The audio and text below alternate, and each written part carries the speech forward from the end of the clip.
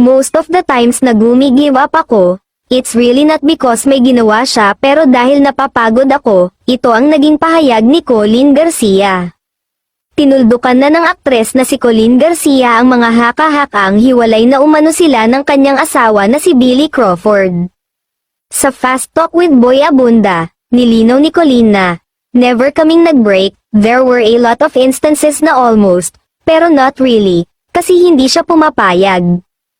Ayon sa aktres, laging ipinaglalaban ni Billy ang kanilang relasyon, aniya, hindi talaga, sabi niya no, we'll fix this, ipinaglalaban niya talaga always yung relationship.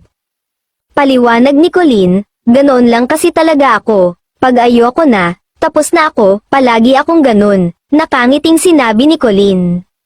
Dagdag pa ni Colleen, dahil kay Billy, natutunan umano ni Colleen na maging committed hindi lang sa kanilang relasyon maging sa iba pang aspeto ng buhay. Aniya, nagpapasalamat talaga ako kay Billy, pag nandyan ka na, kailangan ituloy mo, kailangan panindigan mo and you give your best.